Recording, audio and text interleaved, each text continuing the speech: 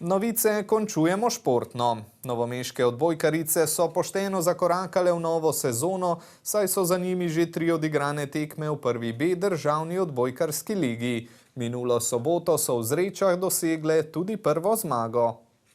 Letos priprave na novo sezono zaradi del, ki v športni dvorani Marof še vedno niso zaključena, niso bila ravno običajne, a v ženskem odbojkarskem klubu TPV Voli Novo mesto so z njimi vseeno zadovoljni.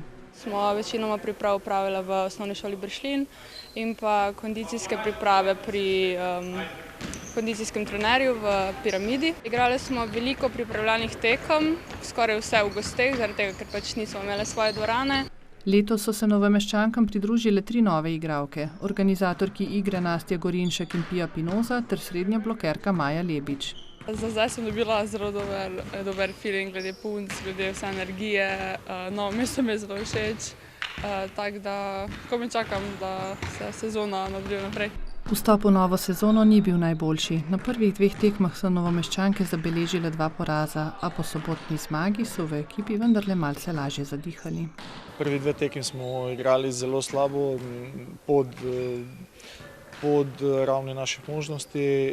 Zdaj neki pogovor smo imeli, hitro se je spremenila energija, mislim, da je to, kar rabimo, ker ekipa je ful mlada, premanjkuje izkušnje, tako da mislim, da bo z časom in trdim delom prišlo do tega, kar si vsi želimo.